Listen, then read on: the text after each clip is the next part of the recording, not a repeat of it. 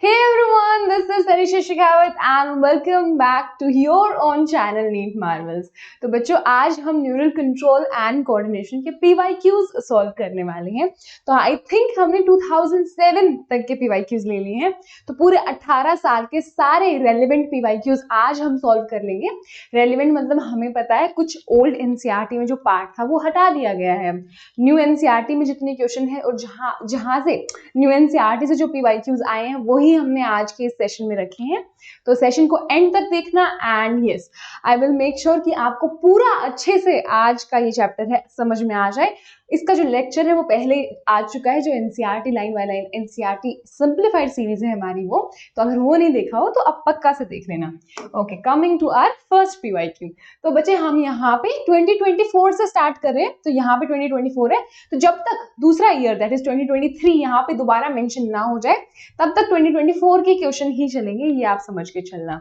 और जैसे ही क्वेश्चन आता है आप खुद से सॉल्व करने का ट्राई करो, इस वीडियो को पॉज करके, और फिर आप इसको रिज्यूम कर सकते हो, मतलब अब जहाँ पे मेरा एक्सप्लेनेशन स्टार्ट हो जाता है। ठीक है, तो मैं अभी इसका एक्सप्लेनेशन यहाँ से स्टार्ट कर देती हूँ। तो हमें यहाँ पर क्या दिया गया है, हमें यहाँ पर कुछ पार्ट्स दिए हैं ब्रेन के।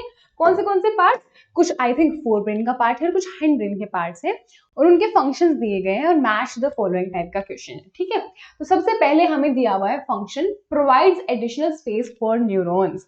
तो बच्चे यहाँ पर क्या बात की गई है कि ऐसा कोई स्ट्रक्चर था हमारे पास जो कि न्यूरॉन्स को एक्स्ट्रा स्पेस दे रहा था।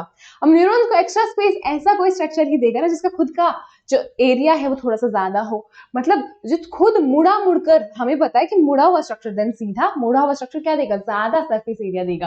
अगर इसकी जगह ऐसा कुछ स्ट्रक्चर होता तो दैट इज मुड़ा हुआ नहीं होता, तो वो कम सरफेस एरिया देता, कम स्पेस देता न्यूरॉन्स को। तो ऐसा कुछ दिखने वाला स्ट्रक्चर कौन सा है बच्चे हमारा? वो है हमारा सेरिबेलम। तो हाँ जी, हमारा सेरिबेलम हो गया। कौन? जो एक तो न्यूरॉन्स को एक्स्ट्रा स्पेस देने के लिए कॉन्वोल्यूटेड है, आपके NCERT में क्या मेंशन किया गया कि कॉन्वोल्यूटेड स्ट्रक्चर है, और दूसरा ये किसके लिए रिस्पॉन्सिबल है? पोस्चर एंड बैलेंस के लिए है। तो जब हमने पढ़ा था तब हमने बात की थी कि जब कोई इंसान अल्कोहल कंज्यूम करता है तो ये एरिया बहुत ज्यादा इम्पैक्ट होता है। उस वजह से बच्चे क्या होता है, उस वजह से काफी ज्यादा बैलेंस पोस्चर में दिक्कत आती है इंसान को। ठीक है, तो यहाँ पर हमने देख लिया सेरिबेलम का फंक्शन। अब दूसरा फंक्शन क्या है? Controls respiration and gastric secretions.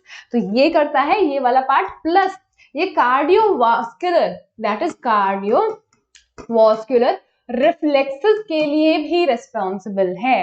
तो ये कौन सा पार्ट हो गया बच्चे? ये है हमारे हाइंड ब्रेन का एक पार्ट जिसे हम मेडुला ऑब्लंगेटा भी बोलते हैं। ठीक है, उसके बाद आ गया connect different regions of the brain. अब कनेक्शन कैसे होगा बच्चे? नर्व्स के थ्रू एक एरिया से दूसरी एरिया में कैसे जाता है मैसेजेस आपस में, पूरे बॉडी में कैसे जाता है? न्यूरॉन्स के थ्रू। तो यहाँ पर भी उसके अंदर क्या होंगे? नर्व फाइबर्स या नर्व ट्रैक्स प्रेजेंट होंगे। तो कुछ नर्व फाइबर्स या फिर ट्रैक्स प्रेजेंट होंगे स्ट्रक्चर में, और वो आपस में एक दूसरे स्ट्रक्चर को ब्रेन के जोड़ रहा होगा। दैट इज हाइंड ब्रेन को फोर ब्रेन से जोड़ सकता है, फोर ब्रेन को पीछे हमारे मिड ब्रेन से ज्वाइन कर सकता है। तो ये कौन कर रहा होगा बच्चे? ये पॉन्स कर रहा होगा। तो pons would connect different regions of the brain आपस में। ठीक है, उसके अलावा क्या बच गया? Neurosecretory cells. तो आपको और कुछ भी नहीं आता हो, हमने एक केमिकल कोऑर्डिनेशन वाले चैप्टर में पढ़ा है, यहाँ से एक और क्या जो पार्ट है जो ब्रेन का, वो एक और फंक्शन कर रहा था। कौन सा? Master of master gland. तो कुछ न्यूरॉन्स उसके क्या कर रहे थे, हमें पता है न्यूरॉन्स ऐसे ऐसे होते हैं, हाँ जी न्यूरॉन्स ऐसे ऐसे होता है। तो यहाँ पर ये न्यूरॉन्स क्या कर रहे थे, यहाँ पर बना रहे थे वो कुछ सिक्रीशंस जो हॉर्मोन्स थे, तो एंडोक्राइन सिस्टम का पार्ट थे वो, और हॉर्मोन्स बना कर रिलीज कर दे रहे थे। तो वो किस में प्रेजेंट था बच्चे? वो था हाइपोथैलेमस में। तो ये न्यूरोसेक्रेटरी सेल्स कुछ नहीं है, न्यूरो मीन्स न्यूरॉन। तो यहाँ पर न्यूरॉन क्या कर रहा होगा? कुछ सिक्रीट कर रहा होगा। क्या सिक्रीट? हॉर्मोन्स सिक्रीट कर रहा होगा। ठीक है, तो ये सब मैच करके बच्चे देख लेते हैं। तो फर्स्ट का दैट इज ए का हमारा हो गया 3।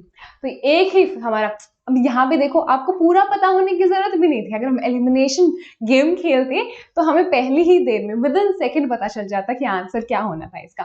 तो काफी ज्यादा सिंपल क्वेश्चंस हमारे हम देख पा रहे हैं कि यहाँ से बन रहे हैं। ठीक है, तो ये हमारा पैराग्राफ है कहाँ पे, जो हमारा ब्रेन स्ट्रक्चर वाला पार्ट है उसका लास्ट पैराग्राफ है हाइंड ब्रेन के बारे में, जिसमें पूरी डिटेल्स लिखी है। तो यहाँ से ये क्वेश्चन बन के आया है, सीधा NCERT से बच्चे अच्छे से पढ़ लेना, क्योंकि इससे काफी सारे क्वेश्चंस भी हमने देखे हैं, तो काफी रिपीटेड टॉपिक है ये। ठीक है, coming to the second MCQ. अब हमें यहाँ पे क्या दी है, दो स्टेटमेंट दी है बच्चे। अब इन दो स्टेटमेंट को हम पढ़ेंगे एक करके और देखेंगे कौन सी सच है। तो ये दी हुई हमें ब्रेन के स्ट्रक्चर के बारे में, आई थिंक, हाँ जी, ब्रेन के स्ट्रक्चर के बारे में। तो सेरिब्रल हेमिस्फीयर, सेरिब्रल हेमिस्फीयर क्या था, जो हमारा हमें स्ट्रक्चर दिखता है जब ब्रेन का, तो जो ऐसे ऐसे करके स्ट्रक्चर होता है, काफी ज्यादा मुड़ा मुड़ा, जिसे हम ब्रेन का सबसे मेजर स्ट्रक्चर बोलते हैं, वो सेरिब्रम होता है। हमें पता है वो दो पार्ट्स में डिवाइडेड है, राइट एंड लेफ्ट हेमिस्फीयर। हाँ जी, तो उनका आपस में कोई तो कनेक्शन होना चाहिए, दोनों को आपस में कोऑर्डिनेट करके रखना है। तो उसको आपस में कुछ नर्व्स, बहुत सारे नर्व्स कनेक्ट करते हैं, न्यूरॉन्स कनेक्ट करते हैं, जिसको हम नर्व ट्रैक्ट बोलते हैं बच्चे। और उस नर्व ट्रैक्ट का नाम था कॉर्पस कैलोसम, जिसका स्ट्रक्चर हम अगर देखें, कॉर्पस कैलोसम कहाँ आ जाता है बच्चे, कॉर्पस कैलोसम आ जाता है यहाँ पर, ये वाला एरिया। ये क्या कर रहा है आपस में, राइट एंड लेफ्ट हेमिस्फीयर्स को कनेक्ट कर रहा है, ये नर्व्स का ट्रैक्ट है पूरा, ठीक। तो हमारा फर्स्ट स्टेटमेंट करेक्ट हो गया। हाँ जी, फर्स्ट स्टेटमेंट करेक्ट है। अब देखते हैं सेकंड स्टेटमेंट। अब सेकंड स्टेटमेंट देखने के लिए हमें क्या देखना होगा, एक स्ट्रक्चर के बारे में अच्छा सा पढ़ना पड़ेगा। वो स्ट्रक्चर कौन सा है बच्चे, वो स्ट्रक्चर है हमारा ब्रेन स्टेम का। तो हमने देखा कि ऐसे कुछ क्या होता है, फोर ब्रेन होता है, जो मेजर पोर्शन है ब्रेन का। अब क्या होगा, यहां से कहीं से क्या होगा स्टार्ट, हमारा स्पाइनल कोड। अब आपस में कनेक्शन किसके थ्रू होता है इसका, आपस में कनेक्शन होता है इसके एक स्पेशल स्ट्रक्चर के थ्रू, जिसको हम ब्रेन स्टेम बोल रहे हैं। स्टेम क्या होता है बच्चे, तना पेड़ का, वैसे ही कुछ ऐसे डंडे जैसा स्ट्रक्चर ब्रेन स्टेम कहलाएगा, आपस में कनेक्ट कर रहा है स्पाइनल कोड को और बचे हुए पूरे ब्रेन को। तो हम यहाँ पे क्या देखते हैं बच्चे, यहाँ पे तो फोर ब्रेन होता है, हाइपोथैलेमस थैलेमस भी होते हैं जो फोर ब्रेन का पार्ट है। फिर यहाँ पे कहीं पे हमारा मिड ब्रेन स्टार्ट हो जाता है। हाँ जी, ठीक है, यहाँ पे हमारा कुछ स्ट्रक्चर होता है, यहाँ पे एक स्ट्रक्चर होता है और यहाँ पे एक स्ट्रक्चर होता है। ये किसके पार्ट है, ये पार्ट है हमारे हाइंड ब्रेन की, ठीक है। अगर स्ट्रक्चर वाइज देखें, अब मैम का स्ट्रक्चर इतना सुंदर नहीं है, तो अगर हम प्रॉपर स्ट्रक्चर वाइज देखें तो हम यहाँ पर देख पाएंगे कि सबसे पहले हमारे पास यहाँ पे स्टार्ट हो रहा है कौन सा, मिड ब्रेन स्टार्ट हो रहा है। तो यहाँ पे मिड ब्रेन हो गया एक तो इस स्टेम का पार्ट। हम क्या कर रहे हैं, हम देख रहे हैं कि इस ब्रेन को, इस पूरे ब्रेन वाले स्ट्रक्चर को आपस में, ये जो स्पाइनल कोड यहाँ से स्टार्ट हो रहा है, यहाँ से इसके बीच में जो कनेक्शन वाला पार्ट है, इसको हम ब्रेन स्टेम बोल रहे हैं। और इसमें कौन से पार्ट्स आ रहे हैं ब्रेन के, मतलब ब्रेन के पार्ट्स ही इसको बनाएंगे, ऐसा कुछ नहीं कि अलग से कुछ है, ब्रेन के पार्ट्स ही है इसमें। तो एक तो मिड ब्रेन आ गया, हाँ जी, एक तो मिड ब्रेन आ गया। उसके अलावा ये वाला स्ट्रक्चर आया, हाँ जी, ये वाला स्ट्रक्चर आया जो कि हाइंड ब्रेन का पार्ट है। उसके अलावा क्या ये वाला स्ट्रक्चर आया, नहीं, ये एक्सक्लूड हो गया क्योंकि साइड में है ना बच्चे, हम यहाँ से लेकर यहाँ तक की तो बात कर रहे हैं, तो इससे तो ये एक्सक्लूड हो गया है, तो ये तो हट गया है। और फिर ये वाला पार्ट आया जो कि क्या है, मेड्यूला। तो अगर हम by sense, by common logic बात कर रहे हैं, अगर हमें ब्रेन स्टेम का कोई आइडिया नहीं हो और हमें सिर्फ इतनी बात पता हो कि ब्रेन स्टेम क्या करेगा, आपस में कनेक्ट कराएगा, तो हम बोल सकते हैं कि एक तो मिड ब्रेन इसका पार्ट होगा, हाँ जी, मिड ब्रेन होगा, प्लस क्या होगा, प्लस हाइंड ब्रेन होगा, क्योंकि हाइंड ब्रेन क्या है, पीछे वाला लास्ट वाला पार्ट ऑफ ब्रेन। और जो लास्ट वाला पार्ट ऑफ ब्रेन है, बाय कॉमन सेंस वही तो स्पाइनल कोड के साथ कनेक्ट होगा। तो हाँ जी, हाइंड ब्रेन भी आ गया, बट जो साइड वाला स्ट्रक्चर था कौन सा, सेरिबेलम, उसको हटाकर, तो hind brain that is except cerebellum के हाइंड ब्रेन के जो दो बचे, क्योंकि तीन है उसमें टोटल, मेड्यूला है, पोन्स है एंड सेरिबेलम है, तो सेरिबेलम हमने हटा दिया। तो बाय कॉमन सेंस बचे क्या क्या बच गया, mid brain plus medulla plus pons. तो ये क्या बनाएंगे, ये हमें देंगे ब्रेन स्टेम। तो हम अब हमारी स्टेटमेंट देख लेते हैं कि क्या क्या दिया है, medulla oblongata, pons and cerebrum. तो क्या सेरिब्रम पार्ट था उसका, नहीं मैम, सेरिब्रम तो ये वाला स्ट्रक्चर था जो कि बहुत ज्यादा दूर है ब्रेन स्टेम से। तो हमारा ये स्टेटमेंट हो गया इनकरेक्ट। अगर सेरिब्रम की जगह यहाँ पर मिड ब्रेन रखा होता तो ये स्टेटमेंट पूरा का पूरा ठीक हो जाता। तो ये स्टेटमेंट हो गया इनकरेक्ट। तो अगर हम यहाँ पे देखें, statement 1 is correct but statement 2 is incorrect, तो हमारा ऑप्शन 2 हो जाएगा बिल्कुल करेक्ट, ठीक है। Coming to the next part, ये हमने पूरा स्ट्रक्चर देख लिया ब्रेन का, ब्रेन के पूरे स्ट्रक्चर के बेसिस पे ही वो क्वेश्चन था, ठीक है। कमिंग टू दिस क्वेश्चन, अब हमें डिफरेंट डिफरेंट पार्ट्स के बारे में बात की गई है। तो सबसे पहले हम देखते हैं लिम्बिक सिस्टम के बारे में। तो लिम्बिक सिस्टम बच्चे याद करने की कोशिश करते हैं कि क्या था। वो हमारा इमोशनल सेंटर, जो इमोशंस के लिए रिस्पॉन्सिबल था, जितना भी गुस्सा आ रहा था, एक्साइटमेंट, एक्सप्रेशंस, उसके लिए लिम्बिक सिस्टम रिस्पॉन्सिबल था। तो अगर हम लिम्बिक सिस्टम के बारे में अच्छे से पढ़ें ताकि आपको रिवाइज भी हो जाए, तो अगर लिम्बिक सिस्टम की बात करें बच्चे, लिम्बिक सिस्टम, तो लिम्बिक सिस्टम में क्या क्या था। एक तो पहला अमाइगडाला नामक स्ट्रक्चर इसमें आ रहा था। हाँ जी, अमाइगडाला आ रहा था मैम इसमें। और क्या आ रहा था, हिप्पोकैम्पस आ रहा था, हिप्पोकैम्पस, हिप्पोकैम्पस दरियाई घोड़े जैसा स्ट्रक्चर। और क्या था इसमें, इनर पार्ट्स ऑफ सेरिब्रम भी आ रहे थे। तो इनर सेरिब्रम भी बोल सकते हैं, सेरिब्रम हेमिस्फीयर भी आ सकता है। तो कुछ भी आए आपको इससे कंफ्यूज नहीं होना है, inner parts of cerebral hemispheres भी आ सकते हैं। तो ये तीन स्ट्रक्चर मिलके हमें क्या दे रहे थे, लिम्बिक सिस्टम दे रहे थे बच्चे। और अगर इसकी फंक्शन की बात करें तो it was responsible for sexual behaviour, expressions and emotions. तो जितना भी फियर, एक्साइटमेंट, मोटिवेशन, रेज, ये सब जितने भी इमोशंस हैं वो ये सब इसके लिए रिस्पॉन्सिबल थे। और ये किसके एसोसिएशन में काम कर रहा था, ये हमारे एक फोर ब्रेन के स्ट्रक्चर, कौन से, अगेन हाइपोथैलेमस। हाइपोथैलेमस के इतने काम है ना बच्चे, हाइपोथैलेमस कहीं न्यूरॉन्स सिक्रीट कर रहा है, कहीं बॉडी टेम्परेचर कंट्रोल कर रहा है, और लिम्बिक सिस्टम के साथ मिलकर भी क्या कर रहा है, पूरे के पूरे इमोशंस जो इंसान के हैं उसके लिए भी रिस्पॉन्सिबल है। तो ये पूरा लिम्बिक सिस्टम है हमारा। तो अगर हम बात करें लिम्बिक सिस्टम की, तो अमाइगडाला उसका पार्ट है। हाँ जी, अमाइगडाला इससे मिल गया। ठीक है, अब हम बात करते हैं किसकी, हमारे प्रोटेक्शन जो ब्रेन की करता है। कौन प्रोटेक्शन करता है ब्रेन की, तो अगर हम इसकी बात करें बच्चे, सबसे पहले हमारे पास क्या होते हैं, क्रेनियल मेनाइंजेस होते हैं, जो कि क्या है, तो कनेक्टिव टिश्यू था वो। हाँ जी, वो मैम कनेक्टिव टिश्यू था, कनेक्टिव टिश्यू।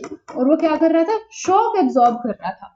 उसको हम क्या बोल रहे थे, उसको हम बोल रहे थे क्रेनियल मेनाइंजेस, क्रेनियल। अब मुझे मेनाइंजेस का स्पेलिंग बिल्कुल भी याद नहीं है, तो again please check it. Cranial meninges थे हमारे, और उसमें क्या क्या आ रहे थे, सबसे पहले था सबसे बाहर वाला जो कि था बच्चे ड्यूरा मैटर। तो सबसे पहले आ रहा था ड्यूरा मैटर, फिर बीच वाला क्या था, आर्कनोइड था ma'am, arachnoid. Again please check the spelling. और सबसे अंदर वाला बच्चे क्या था, पिया मैटर। तो ये हमारे तीन क्या थे, ये हमारे क्रेनियल मेनाइंजेस थे, जो ब्रेन का प्रोटेक्शन करवा रहे थे, शॉक एब्जॉर्बेंट का काम कर रहे थे, काफी ज्यादा मुड़े वगैरह वाले स्ट्रक्चर थे। इसका क्या हो गया, ये हमारे हुए क्रेनियल मेनाइंजेस। तो अगर हम यहाँ पे इनको मैच करें तो क्या हुआ, क्रेनियल मेनाइंजेस कौन से, बीच वाला हुआ आर्कनोइड। बीच वाला क्रेनियल मेनाइंजेस कौन हो गया बच्चे, आर्कनोइड। अगर फंक्शन की बात करें तो शॉक एब्जॉर्बेंट, प्रोटेक्शन कराएगा ब्रेन की from any kind of shock वगैरह। ठीक है, अब हम बात करते हैं किसकी, अभी हमने बात की ना जो आपस में cerebral hemispheres right and left को नर्व फाइबर्स का ट्रैक्ट कनेक्ट कर रहा था, वो क्या होगा, कॉर्पस कैलोसम। तो obviously tract of nerve fibres क्या होगा, कॉर्पस कैलोसम। अब हम क्या बात करेंगे, हाइपोथैलेमस की बात करेंगे। तो एक तो हाइपोथैलेमस का रोल यहीं पे आ गया, हाँ जी मैम आ गया। उसके अलावा हाइपोथैलेमस कुछ रोल्स प्ले करता है, जैसे कि it would also be responsible for the maintenance of body temperature. तो बॉडी के टेम्परेचर को मेंटेन करने के लिए, दैट इज थर्मोरेगुलेशन के लिए भी रिस्पॉन्सिबल होगा।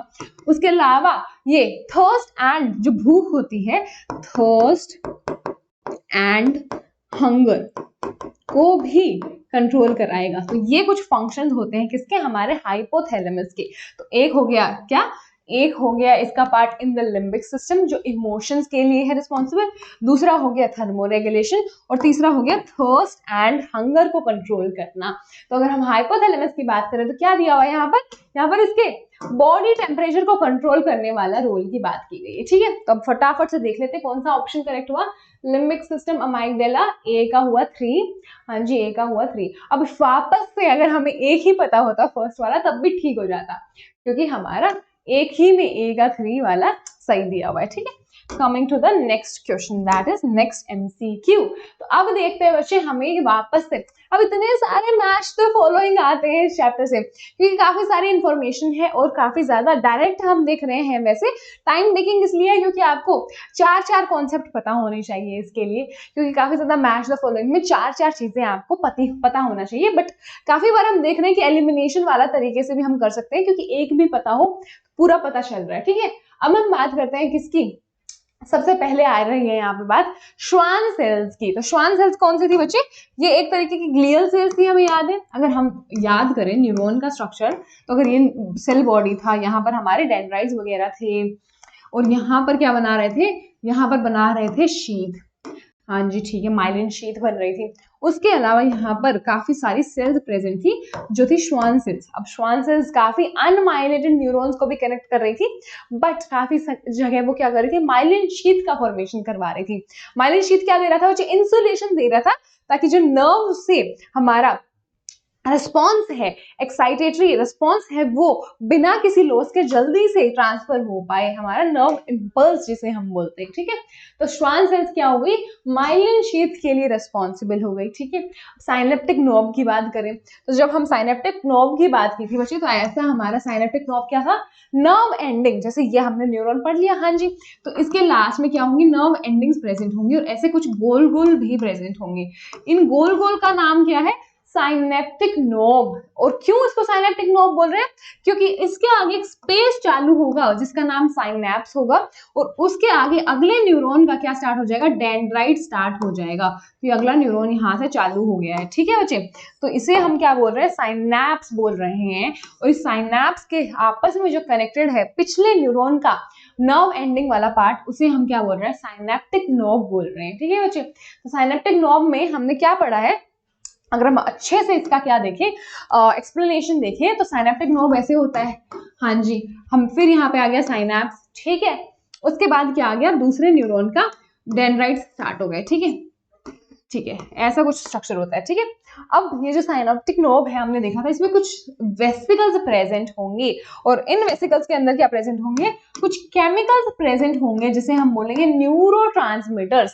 तो यहाँ पर ये प्रेजेंट होंगे न्यूरो ट्रांसमीटर्स, और ये किसके लिए रिस्पॉन्सिबल होंगे बच्चे, ये रिस्पॉन्सिबल होते हैं chemical conduction of nerve impulse के लिए। तो ये जाकर प्लाज्मा मेम्ब्रेन से यहाँ पे फ्यूज होगा, दैट इज यहाँ से जो साइनेप्टिक वेसिकल है जिसमें न्यूरो ट्रांसमीटर भरे पड़े हैं, वो जाकर यहाँ पर फ्यूज होगा प्लाज्मा मेम्ब्रेन के साथ, और ये रिलीज कर देगा यहाँ पर साइनेप्स में सारे के सारे किसको, न्यूरोट्रांसमीटर को। तो न्यूरोट्रांसमीटर यहाँ पे रिलीज हो गए।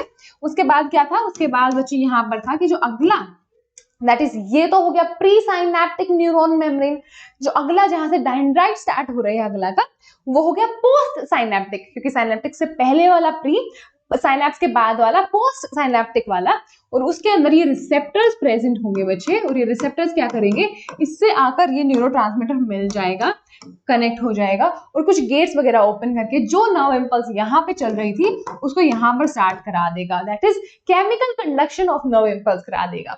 तो अगर हम यहाँ पे बात करें, तो यहाँ पर हमें क्या दिया हुआ है, यहाँ पे हमें दिया हुआ है बच्चे कि जो हमारे साइनेप्टिक नोब है उसमें क्या भरे होते हैं, न्यूरोट्रांसमीटर भरे होते हैं। ठीक है, coming to the bipolar neurons. Bipolar neurons क्या होते हैं, पूरा का पूरा अगर हम जो हमारा कॉन्सेप्ट वापस से याद करने की कोशिश करें, तो हमारे पास अलग अलग तरीके के न्यूरॉन होते थे। अगर ये सेल बॉडी है, तो या तो क्या हो सकता है, इसके ऊपर एक हो सकता है डेंड्राइट, और एक हो सकता है इसके पास न्यूरॉन। ये हो गया एक बाइपोलर न्यूरॉन, ये क्या हो गया, ये हो गया एक बाइपोलर न्यूरॉन। या फिर क्या हो सकता है, एक सेल बॉडी हो सकता है, और उस सेल बॉडी के पास कोई भी डेंड्राइट नहीं है, बट उसके पास क्या है, एक एक्सॉन है, ये क्या हो गया, यूनिपोलर। या फिर क्या हो सकता है, एक हमारे पास सेल बॉडी है और बहुत सारे क्या है, 2 या 2 से ज्यादा उसके पास डेंड्राइट्स हैं और एक ही एक्सॉन है, ये क्या हो गया, ये हो गया बच्चे मल्टीपोलर। तो ये हो गया मल्टीपोलर। तो अगर हम इसकी बात करें कि आखिरकार प्रेजेंट कहाँ कहाँ होते हैं, तो हमने बच्चे पढ़ा था कि जो मल्टीपोलर होता है वो तो हमारे क्रेनियल, दैट इज ब्रेन वाले जितने भी हैं, क्रेनियल वगैरह वाले, उन न्यूरॉन्स में प्रेजेंट होता है, हमारे ब्रेन वाले न्यूरॉन्स में प्रेजेंट होता है। बाइपोलर कहाँ पे देखा था हमने देखा था रेटिना में, रेटिना ऑफ आई में बाइपोलर प्रेजेंट होता है। क्या होगा इसके पास, एक डेंड्राइट और एक इसके पास होगा एक्सोन, उसके अलावा जिसके पास सिर्फ एक एक्सोन है, कोई डेंड्राइट नहीं है, दैट इज यूनिपोलर। तो हमने लिखा नहीं है, एक बार लिख लेते हैं, ये हो गया यूनिपोलर। यूनिपोलर कहाँ प्रेजेंट होता है, यूनिपोलर सिर्फ बच्चों में प्रेजेंट होता है, ना कि बच्चे में भी नहीं, बच्चे से भी पिछली जो स्टेज होती है that is embryonic stage. Embryonic stage में हमारे पास क्या होते हैं, यूनिपोलर होते हैं, जिसके पास कोई भी डेंड्राइट नहीं है। ठीक है, तो आई होप ये पूरा का पूरा कॉन्सेप्ट आपको रिवाइज हो गया हो। अब हमारे क्वेश्चन की तरफ आ जाते हैं हम। तो बाइपोलर न्यूरॉन्स की बात की गई, बाइपोलर न्यूरॉन्स कहाँ होंगे, रेटिना में होंगे। और जो मल्टीपोलर न्यूरॉन्स की बात की गई है, मल्टीपोलर कहाँ पे होंगे, जैसे कि हमने देखा सेरिब्रल कॉर्टेक्स, जितने भी क्रेनियल वाले, सेरिब्रल कॉर्टेक्स भी क्रेनियल दैट इज दिमाग वाले न्यूरॉन्स ही आते हैं ना। सेरिब्रल कॉर्टेक्स अगर हम याद करने की कोशिश करें तो जो सेरिब्रम के ऊपर सेल्स थी वो कॉर्टेक्स बना रही थी, उनकी बात यहाँ पे की गई है, तो वहां पे ये हो गए। ठीक है, तो अब देख लेते हैं ए का क्या हुआ, ए का हुआ 3 अगेन काफी ज्यादा रिपीटेटिव हो रहा है, काफी ज्यादा रिपीटेटिव हो रहा है। ठीक है, आई होप यही है, बट मैच मैंने ठीक किया है, ऑप्शन अपने देखते रहना क्योंकि काफी ज्यादा, हाँ बी का वन, हाँ ठीक है। ठीक है, चलो moving on to the next one. ठीक है, अब हम देखते हैं अगला एमसीक्यू हमारा 2023 का। तो 2024 वाले सारे एमसीक्यू हमने देख लिए जो कि काफी रिपीटेटिव लगे मुझे। अब 2023 वाले की बात करते हैं। The parts of human brain that help in regulation of sexual behaviour, हाँ जी, expression of excitement, pleasure, rage and fear etcetera are. तो ये हमारा इमोशनल सेंटर जो हमने अभी अभी डिस्कस किया उसकी बात हो रही है यहाँ पर। तो कौन सा पार्ट है बच्चे, हमारा एक पार्ट है जो बनता है अमाइगडाला, इसमें होता है amygdala plus hippocampus plus the inner parts of the cerebral hemisphere. ये क्या देगा हमको, inner parts of cerebral hemisphere. So inner cerebral hemisphere लिख दूं मैं, हाँ जी ठीक है। ये हमको क्या दे रहा है, ये मिलके हमको देगा हमारा लिम्बिक सिस्टम बच्चे। और ये limbic system along with the association of hypothalamus क्या करेगा, ये सारे फंक्शन करेगा, regulation of sexual behaviour, expression of excitement, pleasure, rage and fear. तो मतलब इमोशनल सेंटर जो हमारा होगा, तो क्या होगा, limbic system and hypothalamus. Limbic system तो है ही, प्लस हाइपोथैलेमस भी इसके साथ एसोसिएशन में काम करता है, जैसे कि हमने ऑलरेडी देखा था कि हाइपोथैलेमस के पास बहुत सारे काम है। तो हमारा ऑप्शन 2 हो गया करेक्ट। ठीक है, बहुत ही ज्यादा सिंपल एंड स्ट्रेट फॉरवर्ड था, इतने सिंपल हम देख नहीं पा रहे अभी तक। काफी ज्यादा मैच द फॉलोइंग, मतलब लेंदी है, डिफिकल्ट तो नहीं है, लेंदी काफी सारे मिल रहे थे। अब हम देखते हैं brain stem of human brain. तो अगेन हमने ये वाला कॉन्सेप्ट ऑलरेडी देख लिया है, इसको ज्यादा देखेंगे नहीं, काफी ज्यादा डिटेल में हमने पढ़ लिया है अभी अभी कि क्या क्या था इसमें। मिड ब्रेन था, हाँ जी, पोन्स था एंड मेडुला ऑब्लंगेटा, हाँ जी करेक्ट, फर्स्ट वाला हो गया करेक्ट। ठीक है, moving on to the next one. हाँ जी, यहाँ पे हमने वापस से स्ट्रक्चर रखा है ताकि आपको समझा पाए, तो एक और बार बता देते हैं। मिड ब्रेन आ गया, हाँ जी, पोन्स आ गया, हाँ जी, मेडुला ऑब्लोंगेटा आ गया, हाँ जी, ये क्या बना देगा, ब्रेन स्टेम बना देगा। ठीक है, आई होप ये आपको क्लियर हो गया हो। अब हम आ गए 2022 वाले जितने भी हमारे एमसीक्यू हैं उस पे। तो 2022 में क्या आया था बच्चे, हमारे पास आया था कि इनकरेक्ट स्टेटमेंट हमको यहाँ पे देखनी है। ठीक है, तो impulse of transmission across a chemical synapse is always faster than across a electrical synapse. तो अगर हम साइनेप्सिस की बात कर लें, जो कि हमने अभी अभी देखा भी था, तो हमने क्या देखा था बच्चे कि एक होगा नर्व एंडिंग, मतलब पिछला न्यूरॉन होगा, इसे प्री साइनेप्टिक न्यूरॉन बोलेंगे।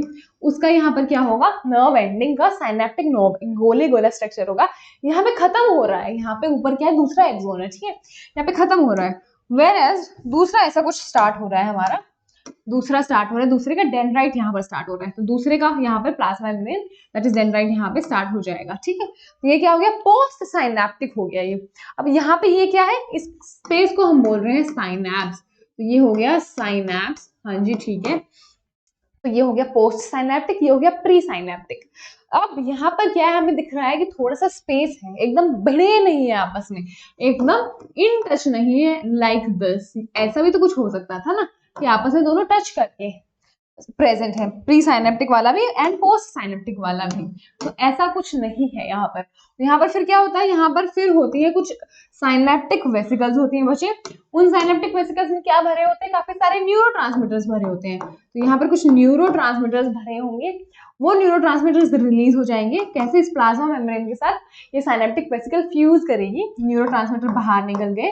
यहाँ पर इसके कुछ रिसेप्टर्स प्रेजेंट होंगे, एक सेकेंड, यहाँ पे इसके कुछ रिसेप्टर्स प्रेजेंट होंगे।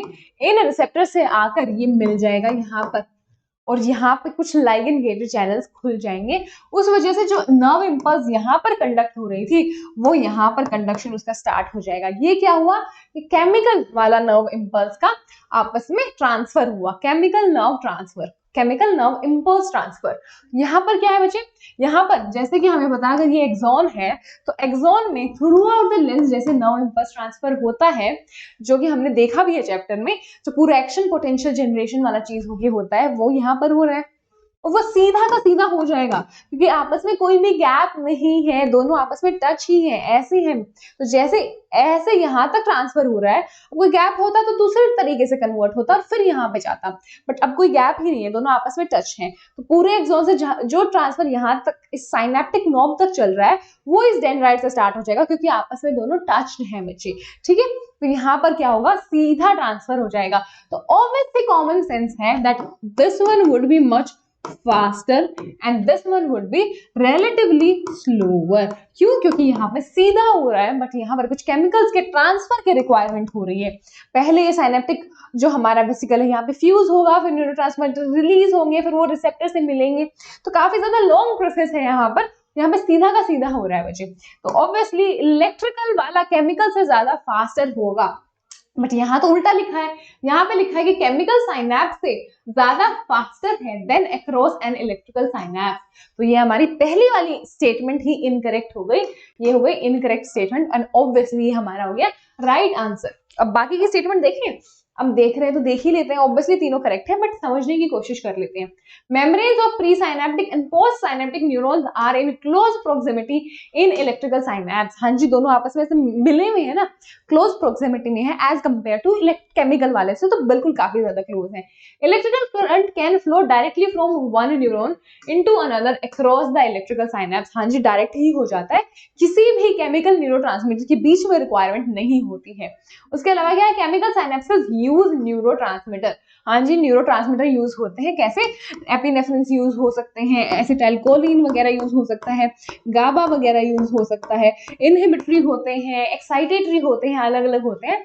ये क्या होंगे, केमिकल्स होंगे कुछ, जो आपस में यहाँ पे जो स्पेस है उसके बीच में ट्रेवल करके इस नर्व इंपल्स को यहाँ तक लेके जाएंगे दूसरे न्यूरॉन्स में, ठीक है। आई होप ये वाला आपको क्लियर हो गया हो क्वेश्चन, ठीक है। Moving on to the next one. अब यहाँ पे वापस से एक मैच द फॉलोइंग आ गया, उसी कॉन्सेप्ट में जो अभी तक हमने देख लिया। कहाँ पे देखा था, उसको ले आते हैं यहाँ पर, एक सेकेंड बच्चे। हाँ जी, तो यहाँ पे हमने देखा था about the different type of neurons जो हम देखते हैं। इसको हम उठा के लाते हैं यहाँ पर, एक सेकेंड बच्चे बस, ठीक है, आपको अच्छे से समझ में आ जाएगा, ठीक है। अब हमने यहाँ पे क्या देखा था कि एक तो हो गया यूनिपोलर, दैट इज उसके पास सिर्फ और सिर्फ एक्सॉन प्रेजेंट है। ये क्या है, ये है एक्सॉन, एक एक्सॉन प्रेजेंट है। इसके पास क्या है, एक एक्सॉन प्रेजेंट है, एक ही डेंड्राइट प्रेजेंट है, एक ही डेंड्राइट प्रेजेंट है। और इसके पास क्या प्रेजेंट है, इसके पास है बहुत सारे डेंड्राइट, दैट इज दो या दो से ज्यादा डेंड्राइट और एक एक्सॉन। और हमें पता है ये मिला cranial, that is cerebral cortex वाले में, ये मिला रेटिना ऑफ द आई में, और ये मिला एम्ब्रियोनिक स्टेज में। तो अगर हम देखें हमारा क्वेश्चन, तो मल्टीपोलर न्यूरॉन हमको मिलेगा सेरिब्रल कॉर्टेक्स वाले न्यूरॉन्स में। बाइपोलर न्यूरॉन हमको कहाँ पे मिलेगा बच्चे, रेटिना ऑफ द आई में। अब हम एक नया कॉन्सेप्ट सीखते हैं। तो हमने मुझे क्या देखा था कि ऐसे एक्सॉन्स हैं, किसके, न्यूरॉन्स के। अब क्या हो सकता है उसके ऊपर या तो एक ऐसे स्ट्रक्चर प्रेजेंट हो सकता है जो इंसुलेशन के लिए क्या किसका बना हुआ है, प्रोटीन्स एंड फैट्स का बना हुआ है, और फिर नर्व इंपल्स यहाँ से कूद कर यहाँ जाएगी, यहाँ से कूद कर यहाँ जाएगी, जिसे हम स्पेसेस नोड्स ऑफ रेनवेयर बोल रहे थे। और यहाँ पे क्या होगा, कूद कूद के होगा, और अदरवाइज क्या हो सकता है, दूसरा केस हो सकता है कि सीधा ट्रांसफर हो रहा है, एक तो पूरा कृष की तरह कूद कूद के हो रहा है, एक नॉर्मल बच्चे की तरह चल चल के हो रहा है, दैट इज यहाँ यहाँ यहाँ ऐसे चल के हमारा नर्व इम्पल्स कंडक्ट हो रहा है। तो ये कौन सा था, ये नॉन माइलिनेटेड वाला था, और ये क्या था, ये माइलिनेटेड वाला था, क्योंकि यहाँ पर माइलिन शीथ की प्रेजेंस है जो कि श्वान सेल्स वगैरह बना रही थी यहाँ पर। तो ये डिफरेंस होता है between myelinated and non myelinated neuron, और ये अलग अलग सिस्टम में भी पाए जाते हैं। कैसे, जो माइलिनेटेड वाले नर्व फाइबर्स हैं बच्चे, वो सोमैटिक वाले में पाए जाएंगे, वो नॉट सोमैटिक, वो स्पाइनल नर्व्स में पाए जाएंगे, स्पाइनल एंड क्रेनियल। तो हमारे स्पाइनल कॉर्ड वाले और ब्रेन के न्यूरॉन्स में कौन से होंगे, माइलिनेटेड। आपस में बहुत जल्दी कोऑर्डिनेशन चाहिए, किसको, ब्रेन एंड स्पाइनल कॉर्ड को। तो जो हमारा सीएनएस है उसमें ऐसे जो माइलिनेटेड शीथ वाले हैं वैसे प्रेजेंट होंगे, और ये पीएनएस है उसमें कुछ हो सकते हैं ऐसे, बट ऐसे ज्यादातर पाए जाएंगे mostly, that is non myelinated वाले। तो हमें पता है कि पीएनएस का पार्ट कौन सा है, जो सोमैटिक न्यूरल सिस्टम है, ऑटोनॉमिक भी है, सोमैटिक भी है। तो पीएनएस में कौन से पाए जाएंगे, अनमाइलिनेटेड। और हमारे जो सेरिब्रल स्पाइनल कौन से, दैट इज स्पाइनल कॉर्ड में कौन से पाए जाएंगे, माइलिनेटेड वाले। तो फटाफट से देख लेते हैं कौन सा मैच हुआ। ए का हमने यहाँ पर देखा 2, ए का 2, हाँ जी ए का 2, मतलब ये गलत हुआ, ये सारे सही है। फिर बी का क्या हुआ, बी का है 3, ओके ये भी इनकरेक्ट है ये वाले, ओके। उसके बाद क्या है, सी का है 4, ओके सी का है 4, दैट इज 3 का 4, सी का 4, हाँ जी सी का 4, तो ये वाला हो गया आई थिंक करेक्ट, हाँ जी यही हुआ ना। ए का 2 ठीक है, बी का 3, हाँ सी का हुआ 4, हाँ जी ये हो गया हमारा फोर्थ ऑप्शन करेक्ट, ठीक है। और हमने पूरा कॉन्सेप्ट, हम जो क्वेश्चन में कॉन्सेप्ट यूज हो रहा है वो तो कर ही रहे हैं कवर, उसके आसपास का कॉन्सेप्ट भी कवर कर रहे हैं और एनसीईआरटी में कवर कर रहे हैं। तो यहाँ पर एनसीईआरटी क्या बोल रही है, myelinated nerve fibres are found in spinal and cranial nerves, दिमाग वाली और हमारी जो स्पाइनल कॉर्ड है उसकी वाली। Unmyelinated nerve fibres are enclosed by Schwann cells that does not form myelin sheath. तो हमें पता है श्वान सेल्स माइलिन शीथ बना रही है, उसके अलावा वो नॉन माइलिनेटेड वाले में भी हो सकती हैं, और वो कहाँ पाई जाती हैं, autonomic and somatic, that is जो पीएनएस के पार्ट है उसमें पाई जाती हैं, ठीक है। तो ये पैराग्राफ भी काफी ज्यादा इंपॉर्टेंट हो गया। अब आ गए हम 2019 पे। अब देखते हैं विच part of brain is responsible for thermoregulation.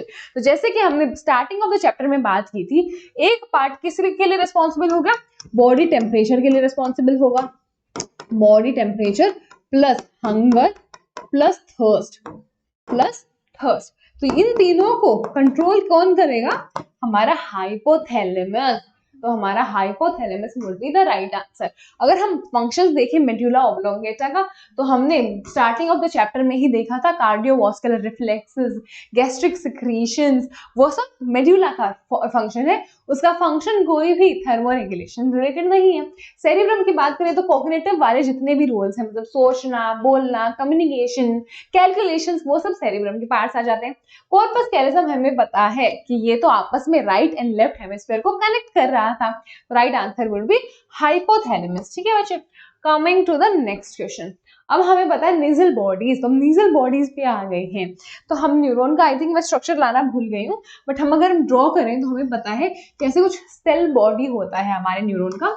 यहाँ पे एक्सॉन हो जाता है, यहाँ पर क्या होता है, कुछ डेंड्राइट्स प्रेजेंट होते हैं, हाँ जी डेंड्राइट्स हो गए प्रेजेंट, और यहाँ पर क्या हो गई, नर्व एंडिंग्स प्रेजेंट हो गई, ठीक है। तो अब ये हमने एक न्यूरॉन बनाया है, उस न्यूरॉन का जो सेल बॉडी है उसमें ऑब्वियसली न्यूरॉन का हमारा जो न्यूक्लियस है वो प्रेजेंट होगा। अब उसके अराउंड कुछ नीजल बॉडीज भी प्रेजेंट होती है, जो डेंड्राइट्स में भी कई भी होती हैं कुछ, और मोस्टली यहाँ पर प्रेजेंट होती है। अब नीजल बॉडीज में क्या होता है बच्चे, नीजल बॉडीज में होता है एक तो RER बहुत ज्यादा होते हैं, राइबोसोम बहुत ज्यादा होंगे, इसका मतलब that is rough endoplasmic reticulum बहुत ज्यादा होते हैं। तो इसमें बहुत सारे राइबोसोम भी होंगे, क्योंकि हमें पता है रफ एंडोप्लाज्मिक रेटिकुलम पे जमे होते हैं राइबोसोम्स, और वो क्या देंगे, हमें प्रोटीन्स देंगे बहुत सारे। तो इसी वजह से हम जो नीजल बॉडीज हैं उसको प्रोटीन फैक्ट्रीज भी बोलते हैं न्यूरॉन की, ठीक है बच्चों। तो अगर हम देखें क्वेश्चन क्या बात कर रहा है अबाउट नीजल बॉडीज। तो Nissl bodies are mainly composed of free ribosome and RER। हाँ जी, उसमें फ्री राइबोसोम्स होंगे बहुत सारे जो प्रोटीन्स बनाएंगे, plus rough endoplasmic reticulum present होगा जो अगेन क्या बनाएगा बच्चे, जो अगेन बहुत सारी प्रोटीन्स बनाएगा। ठीक है, तो ये हो गया नीजल बॉडीज।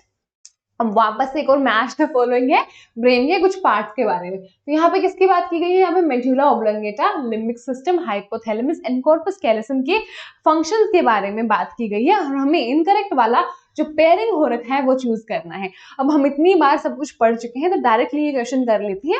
ऑब्वियसली कुछ डाउट होगा तो leave them in the comment section. तो मेडुला ऑब्लोंगेटा कंट्रोल करेगा रेस्पिरेशन को एंड कार्डियोवास्कुलर रिफ्लेक्सेस। हाँ जी, ये तो ठीक होता है, ये तो बिल्कुल करेक्ट है। इसके साथ साथ क्या करेगा, गैस्ट्रिक सिक्रीशन को भी कंट्रोल करेगा। तो यहाँ पर लिखा नहीं है बट ऐड कर लेते हैं ताकि आपको अच्छे से याद रहे चीजें। गैस्ट्रिक सिक्रीशंस के लिए भी ये रिस्पॉन्सिबल होगा। उसके अलावा limbic system consist of a fibre tract that interconnects different reasons of brain, controls movement. This is not correct, बिल्कुल गलत है ये मैंने। तो यहाँ पर अगर हम लिम्बिक सिस्टम की बात करें तो लिम्बिक सिस्टम जो इमोशनल सेंटर था, सारे इमोशंस के लिए रिस्पॉन्सिबल था, सेक्सुअल बिहेवियर के लिए रिस्पॉन्सिबल था, और हमारे एक्सप्रेशंस, मोटिवेशन वगैरह के लिए, फियर एंड रेज के लिए रिस्पॉन्सिबल था, वो लिम्बिक सिस्टम था। और अगर हम बात करें इंटरकनेक्टेड रीजन्स थे, ब्रेन को आपस में कनेक्ट कर रहा था, मूवमेंट के लिए जो कंट्रोल कर रहा था, वो पोन्स की बात हो रही है बच्चे यहाँ पर। तो यही इनकरेक्ट वाला पेयरिंग होगा। बाकी के पढ़े तो हाइपोथैलेमस प्रोड्यूस करेगा हार्मोन्स, सही बात है। टेम्परेचर, हंगर एंड थर्स्ट को भी कंट्रोल करेगा, सही बात है, यही फंक्शन है इसके। Corpus callosum is a band of fibres connecting left and right cerebral hemisphere. तो ये वाला भी हमारा बिल्कुल सही है। तो इनकरेक्ट पेयरिंग कौन सी हो गई, लिम्बिक सिस्टम की, जो पोन्स का फंक्शन है उसके साथ मैच करा दिया है। लिम्बिक सिस्टम का रियल फंक्शन मैंने बता दिया है, और इस फंक्शन का रियल वाला, असली वाला, करेक्ट वाला जो पार्ट है दैट इज पोन्स, वो भी मैंने बता दिया है। ठीक है, okay, coming to the next one. अब हम माइलिन शीथ पे आ गए हैं। माइलिन शीथ की जैसे कि हमने ऑलरेडी बात की, न्यूरॉन है ऐसे, तो न्यूरॉन के ऊपर श्वान सेल्स मिलकर, जो कि ग्लियल सेल्स है। ग्लियल सेल्स क्या होती है, ग्लियल सेल्स सपोर्टिंग सेल्स होती है बच्चे। न्यूरॉन खुद एक सेल है, हमें पता है, उसके पास कुछ सपोर्टिंग सेल्स आकर उसको क्या प्रोवाइड कर रही है, माइलिन शीथ वगैरह दे रही है, जो उसके फंक्शन को बेटर कर रहा है, दैट इज इंसुलेशन वगैरह दे रहा है, तो उसको ग्लियल सेल बोलेंगे, जो कि श्वान सेल एक टाइप का है। ठीक है, तो वो क्या बना रहा है, यहाँ पर माइलिन शीथ दे रहा है। हम क्वेश्चन देखते हैं, myelin sheath is produced by Schwann sales. हाँ जी, ये तो बिल्कुल पता है हमको ऑलरेडी। अब यहाँ पर दिक्कत क्या आई कि और भी कुछ दे रखा है। तो श्वान सेल तो बच्चे होती है, और स्पेशली ये किस में रिस्पॉन्सिबल होती है, ये पीएनएस में होती है। पीएनएस में क्या बनाएंगे, माइलिन शीथ बनाएंगे। बट जो सीएनएस में माइलिन शीथ बनाता है वो होता है ओलिगोडेंड्रोसाइट्स। तो ये भी एक तरीके की क्या होंगी, ग्लियल सेल्स होंगी। अगेन ये क्या हो गई, ग्लियल सेल्स हो गई। और ये ग्लियल सेल्स क्या देंगे हमको, ये ग्लियल सेल्स सीएनएस में हमको हमारा माइलिन शीथ दे देंगे। तो करेक्ट आंसर क्या होगा, first option, Schwann cells PNS में, और जो हमारी ओलिगोडेंड्रोसाइट्स हैं वो देंगी किसमें, हमारे सीएनएस में। तो ये थोड़ा सा आउट ऑफ एनसीईआरटी, क्योंकि आई डोंट थिंक ओलिगोडेंड्रोसाइट्स की बात एनसीईआरटी में कहीं पे की गई है। बट ऑब्वियसली श्वान सेल्स तो दी हुई है, श्वान सेल्स यहाँ पर भी आ जाता है, तो ऑब्वियसली आप इसके साथ में थोड़ा सा कंफ्यूजिंग हो सकता था। थोड़ा सा हमें पता है, हम थोड़ा सा बाहर एनसीईआरटी से थोड़ा पढ़ के चलते हैं, ताकि आपके थोड़े से जो बाहर से आ गए हैं वो भी क्वेश्चन सॉल्व होते रहे। ठीक है, अब हम बात करेंगे receptor sites for neurotransmitters are present on. तो हमने किसकी बात की थी, यहाँ पर हमने बात की थी बच्चे यहाँ पर कि कुछ न्यूरॉन्स होते हैं जो क्या करेंगे, रिलीज करेंगे न्यूरोट्रांसमीटर्स, और कुछ यहाँ पर क्या प्रेजेंट होंगे, फिर ये प्रेजेंट होंगे, जो कि है क्या था, ये रिसेप्टर्स। तो यहाँ पर हमने बात की थी, ये वाला हुआ प्री साइनेप्टिक न्यूरॉन, क्योंकि साइनेप्स से पहले प्रेजेंट है। ये क्या हुआ, ये हुआ पोस्ट साइनेप्टिक न्यूरॉन, क्योंकि साइनेप्स के बाद में प्रेजेंट है। और इसके ऊपर क्या प्रेजेंट था, इसके ऊपर रिसेप्टर प्रेजेंट था, क्योंकि यही क्या करेगा, यही एक्सेप्ट करेगा किसको, न्यूरोट्रांसमीटर को, जो कि रिलीज हो रहा है प्री साइनेप्टिक वाले न्यूरॉन से। तो ऑब्वियस सी बात है कि जो पोस्ट साइनेप्टिक न्यूरॉन का मेम्ब्रेन है, उसी पे तो ये रिसेप्टर प्रेजेंट होगा। तो उसी की बात की गई है इस क्वेश्चन में। यहाँ पे क्या बात की गई है कि जो रिसेप्टर साइट्स हैं वो कहाँ पर प्रेजेंट होंगे, प्री साइनेप्टिक मेम्ब्रेन पे नहीं, वहां से तो हमारे न्यूरोट्रांसमीटर्स रिलीज होंगे। तो क्या वो टिप ऑफ एक्सॉन पे प्रेजेंट होंगे? नहीं, एक्सॉन तो ऊपर रह जाता है थोड़ा सा। पोस्ट साइनेप्टिक मेम्ब्रेन, हाँ जी, पोस्ट साइनेप्टिक मेम्ब्रेन में तो ही प्रेजेंट होता है। मेम्ब्रेन ऑफ साइनेप्टिक वेसिकल्स नहीं, मेम्ब्रेन ऑफ साइनेप्टिक वेसिकल तो जो प्री साइनेप्टिक मेम्ब्रेन था उसके साथ फ्यूज करके न्यूरोसेक्रेटरी सेल्स रिलीज कर रहा था। रिसेप्टर पोस्ट साइनेप्टिक मेम्ब्रेन पर प्रेजेंट था। Okay, moving on to the 2015 वाला क्वेश्चन। क्या बोल रहा है? Which of the following region of the brain is incorrectly paired with this function. तो वापस से इनकरेक्ट है, एक इम्पोस्टर है यहाँ पर हमारे बीच में, उस इम्पोस्टर को पहचानना है। ठीक है, तो हम बात कर लेते हैं मेडुला ऑब्लोंगेटा क्या करवा रहा है? Homeostatic control. तो क्या ये होम्योस्टैटिक कंट्रोल करवाता है? तो बच्चों अगर हम मेडुला के फंक्शंस की बात करें, अगर हम मेडुला के फंक्शंस की बात करें बच्चे, तो यहाँ पर क्या आ जाता है? ये हमारे कार्डियोवास्कुलर में भी इसका रोल था, कार्डियोवास्कुलर रिफ्लेक्सेस। उसके अलावा गैस्ट्रिक सिक्रीशंस में भी इसका रोल था। तो काफी सारे होम्योस्टेसिस का मतलब क्या होता है बच्चे? एक नॉर्मल जो बॉडी के कंडीशंस है उसको मेंटेन कर रहा। तो ये सब फंक्शंस भी तो नॉर्मल बॉडी कंडीशंस में आते हैं। अगर नॉर्मल हमारा बीपी वगैरह होगा, ब्लड प्रेशर होगा, नॉर्मल डाइजेशन चल रहा होगा, तभी तो होम्योस्टेसिस मेंटेन होगा। तो हम बोल सकते हैं कि मेडुला ऑब्लोंगेटा एक तरीके से होम्योस्टेसिस कंट्रोल कर रही है। हाँ जी, कर रही है। फिर आ गया सेरिबेलम, जो कि लैंग्वेज कॉम्प्रिहेंशन। तो क्या सेरिबेलम लैंग्वेज में किसी तरह से रिस्पॉन्सिबल था? तो लैंग्वेज कॉम्प्रिहेंशन एक तरीके का कॉग्निटिव एबिलिटी आ गया बच्चे। कॉग्निटिव मतलब जहाँ पे सोचना, बोलना, कम्युनिकेशन, सॉल्व करना, कैलकुलेशन करना आता है। और वो कॉग्निटिव मेनली हमने देखा कि जो सेरिब्रम था, right and left cerebral hemispheres, उसके रोल्स थे। सेरिबेलम में हमने क्या पढ़ा? सेरिबेलम में हमने पढ़ा पोस्चर मेंटेन करना, वो मूवमेंट वगैरह जो हमने पढ़ा था, बैलेंस मेंटेन करना बॉडी का। सेरिबेलम में कॉग्निटिव फंक्शंस हो सकते हैं, बट अभी वो क्लियर नहीं है, तो हमारा ये इनकरेक्ट मैच हम बोल सकते हैं सेरिबेलम का लैंग्वेज कॉम्प्रिहेंशन से, क्योंकि कॉर्पस कैलोसम तो कम्युनिकेशन करवाता है right and left cerebral cortex के बीच में, यही तो इसका फंक्शन है। और सेरिब्रम जैसे कि हमने देखा उसके तो कॉग्निटिव रोल्स हैं ही, कॉग्निटिव कैलकुलेशन एंड कॉन्टेम्पलेशन, ये सब तो ये करवाएगा ही। तो option 2 would be the correct one. ठीक है, मेन उसका फंक्शन, क्योंकि अभी तक हमें बैलेंस एंड पोस्चर के बारे में ही पता है। तो ये वाला क्वेश्चन देखो बच्चे फटाफट, तब तक मैं पानी पीती हूँ। ठीक है,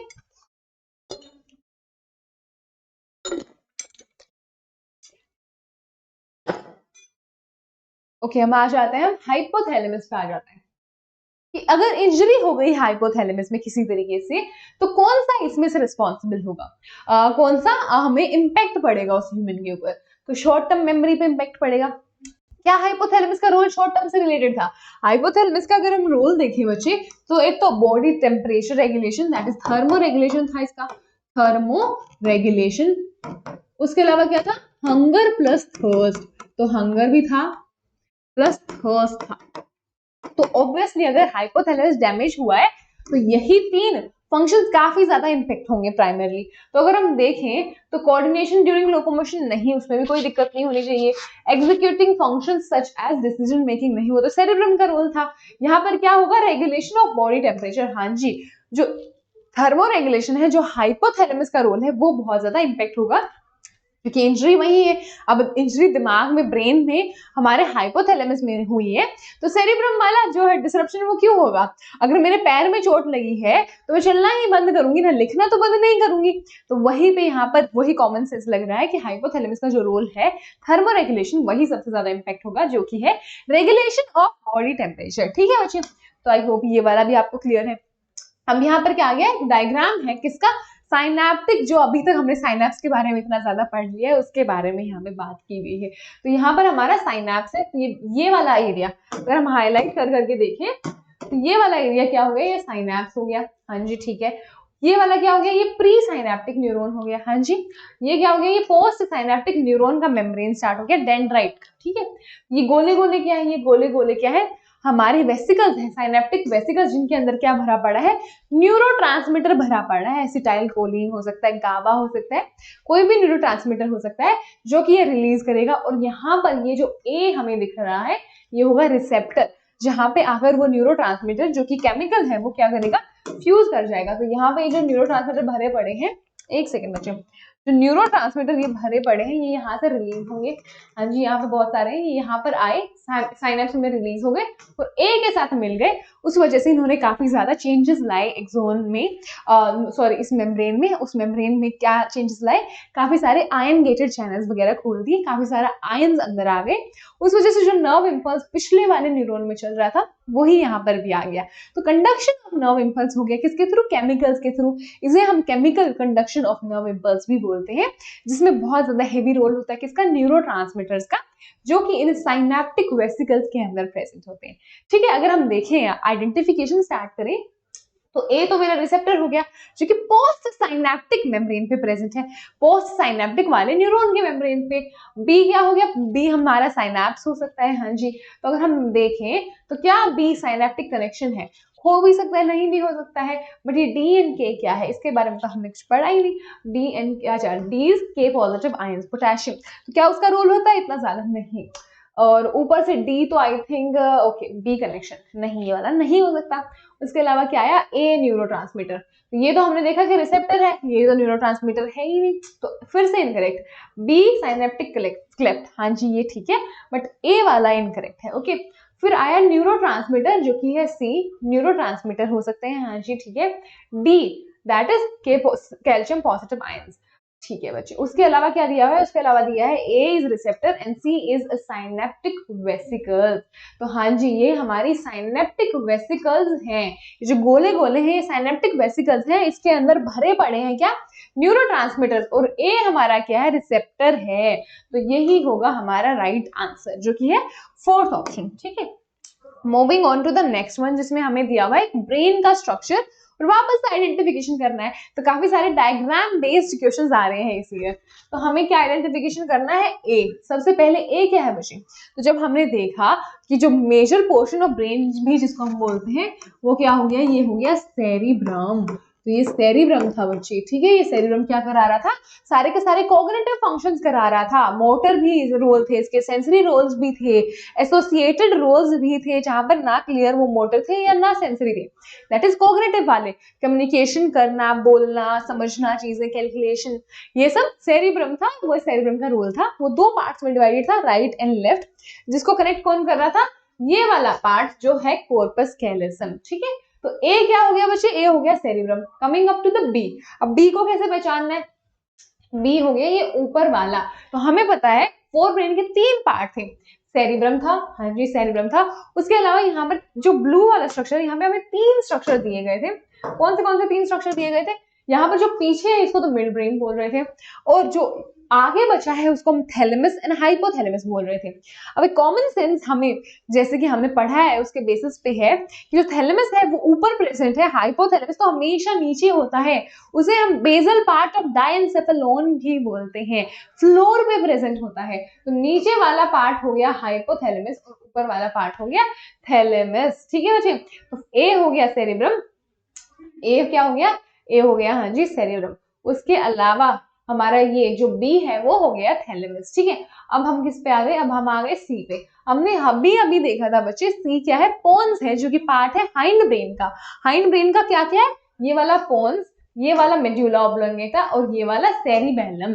सेरिबेलम का क्या रोल था, पोस्चर एंड बैलेंस। ठीक है, तो अगर हम मैच करने की कोशिश करें तो डी तो सेरिबेलम है, एक सेकंड बच्चे एलिमिनेशन करना शुरू करें, तो डी तो सेरिबेलम है, मेडुला नहीं हो सकता, सी मिड ब्रेन, तो सी मिड ब्रेन हो सकता है कि नहीं बच्चे, तो पोन्स है, ये हो गया एलिमिनेट। एक सेकेंड पेन चेंज कर लेते हैं मैम, ये हो गया एलिमिनेट। ठीक है, फिर आ गया ए इज सेरिब्रम, हाँ ए इज सेरिब्रम, ठीक है, एंड सी इज पोन्स, हाँ जी यही तो है, ये हो गया हमारा राइट आंसर। कौन सा, ऑप्शन नंबर 2। पूरा क्या है, पूरा ब्रेन का जितनी भी लेबलिंग्स है वो अच्छे से आपको आनी चाहिए, आपको देखनी है। ठीक है, अभी जाकर देख लेना, अपनी एनसीईआरटी साथ में खोल के भी रखा करो ऐसे टाइम पे। अब क्या बात हो रही है, human hind brain comprises 3 parts, one of which is, तो हमने जैसे कि पढ़ा ह्यूमन हाइंड ब्रेन के बारे में, 3 इसके पार्ट्स होते हैं। पहला कौन सा आ गया, पहला आ गया मैम पोन्स, पोन्स हो गया। सेकेंड आ गया सेरिबेलम, जो ट्री लाइक स्ट्रक्चर साइड में प्रेजेंट था, जो बैलेंस एंड पोस्चर के लिए रिस्पॉन्सिबल था, सेरिबेलम। तीसरा कौन सा हो गया बच्चा, तीसरा था मेडुला ऑब्लोंगेटा, जो ब्रेन स्टेम में काफी इंपॉर्टेंट रोल था और ये कनेक्ट भी कर रहा था किसको, स्पाइनल कॉर्ड को और ब्रेन को आपस में, तो ये हो गया मेड्यूला। तो ये 3 है किसके, हाइंड ब्रेन के पार्ट। इसमें से देख लेते हैं यहाँ पर कौन सा है, हाँ जी सेरिबेलम, तो ऑप्शन 1 हो गया करेक्ट, ठीक है। Moving on to the next one. अच्छा यहाँ पर वापस से मैंने स्ट्रक्चर लगाया ताकि आप देख सके। तो यहाँ पर क्या है, हाइंड ब्रेन की बात हो रही है, सेरिबेलम इसका पार्ट है, ठीक है, पोन्स इसका पार्ट है एंड मेडुला इसका पार्ट है, ठीक है। ये क्या हो गया, हाइंड ब्रेन के तीनों पार्ट्स, मतलब पीछे वाला, सबसे नीचे वाला ब्रेन, ठीक है। अब आ गए हम 2011 पे। तो अब यहाँ पर किसके बारे में बात की गई है, अब हमारे पास इतने सारे क्वेश्चन आ गए हैं किसके ऊपर, ब्रेन के बारे में। बट एक बहुत इंपॉर्टेंट हमने क्या पढ़ा था कॉन्सेप्ट, नर्व इंपल्स के कंडक्शन का, एक्शन पोटेंशियल के जनरेशन का। तो उस कॉन्सेप्ट से अभी तक क्वेश्चन नहीं आए थे 2011 में, अब हम देख रहे हैं उससे भी। तो जरूरी नहीं है बच्चे कि 10-12 साल पुराना कॉन्सेप्ट अभी 10-12 साल तक हमने एक्शन पोटेंशियल अगर नहीं देखा इतना ज्यादा पेपर में तो अब ना आए, हो सकता है 2025 वाले में ही आ रहा हो। तो 10 साल 20 साल तक का हम देखते रह चलेंगे, 18 साल तक हमने ले लिए हैं जो रेलिवेंट है वो, तो ऑब्वियसली मिस आउट नहीं करना है हमें कुछ भी, ठीक है। अब neuron is in a resting state, neuron कहाँ पर है, रेस्टिंग स्टेट पे है, नॉट कंडक्ट एनी इम्पल्स। तो ऑब्वियसली जब रेस्टिंग स्टेट में होता है तो कोई भी इम्पल्स ये कैरी आउट नहीं कर रहा होता है, हाँ जी ये ट्रू है। तब एक्सोनल मेम्ब्रेन का क्या हाल होता है, तब एक्सोनल मेम्ब्रेन का क्या हाल होता है, तो वो हम पूरा का पूरा इसको अच्छे से समझने की कोशिश करेंगे। तो यहाँ पर क्या हुआ है बच्चे, हम रेस्टिंग स्टेट से स्टार्ट कर रहे हैं, रेस्टिंग स्टेट से हम स्टार्ट कर रहे हैं। तो हमारा जो न्यूरॉन का मेम्ब्रेन है वो यहाँ पर प्रेजेंट है। तो बच्चे हमारे यहाँ पर 3 चीजें प्रेजेंट होती हैं।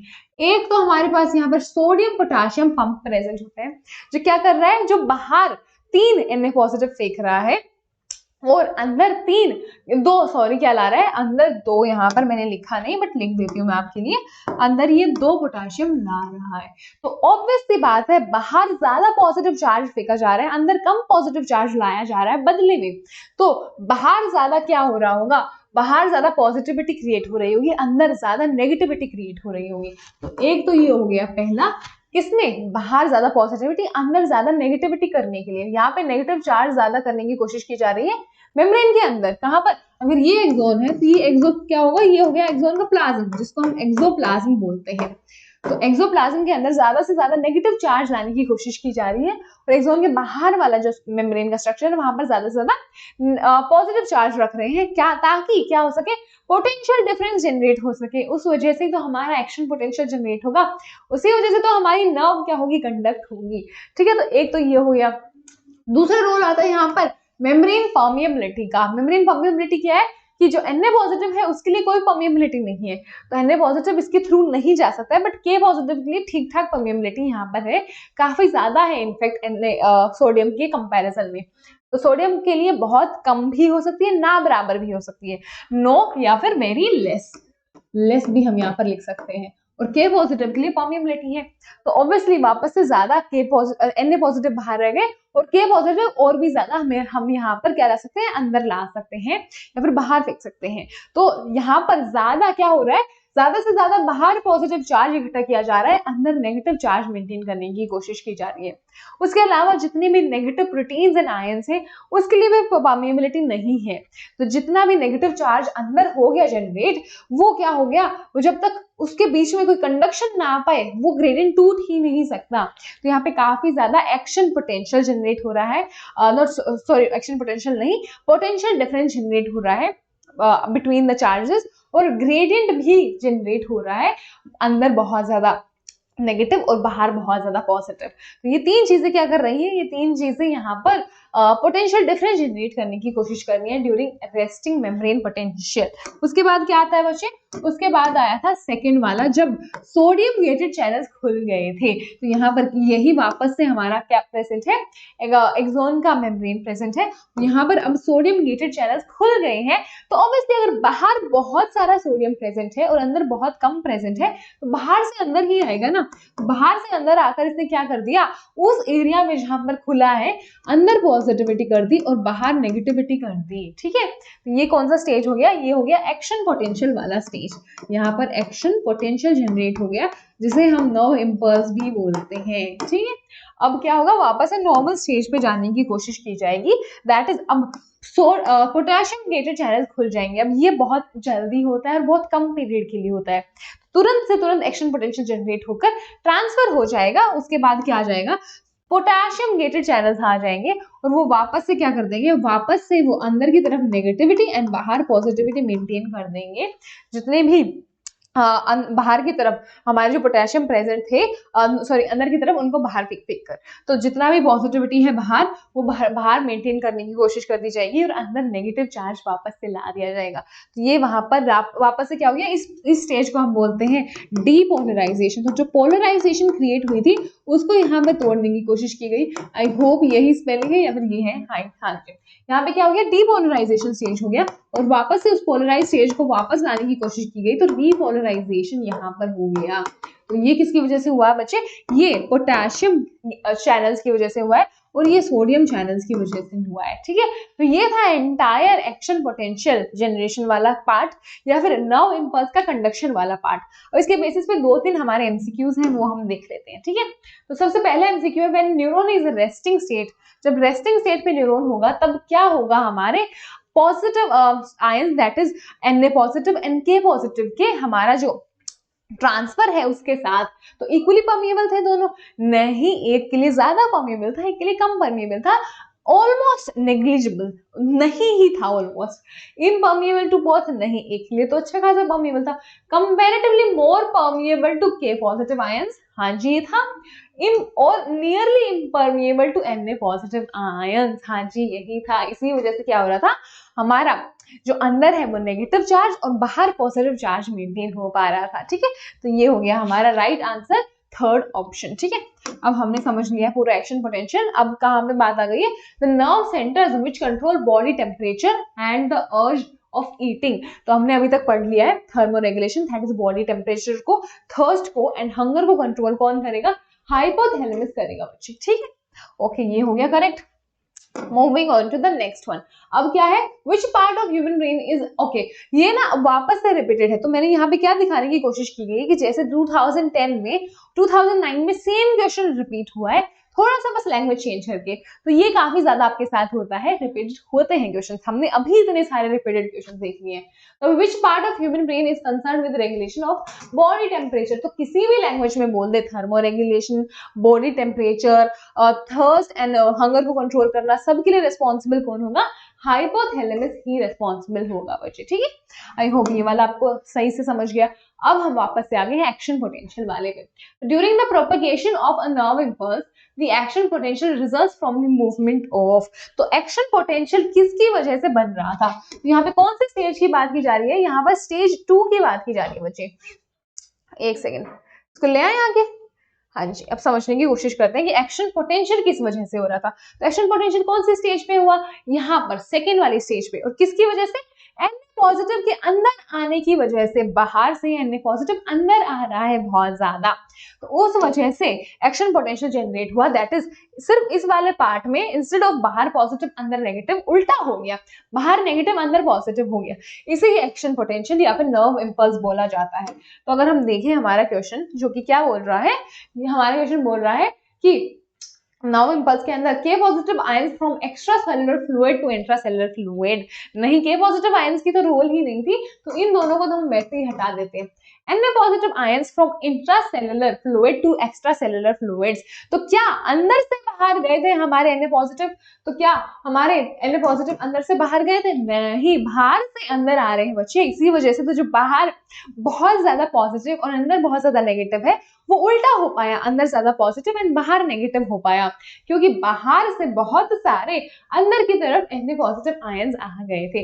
तो ऑप्शन 4 हमारा करेक्ट हो जाएगा, ठीक है। अब आ गए हम 2007 वाले जो हमारा फाइनल आज का एमसीक्यू है उसके ऊपर। तो हम बात कर लेते हैं, during the transmission of nerve impulses through a nerve fibre the potential of inner side of plasma membrane has which type of electric charge. तो वापस से हम आते हैं, किसकी बात की गई है यहाँ पर बात की गई potential on the inner side of plasma membrane.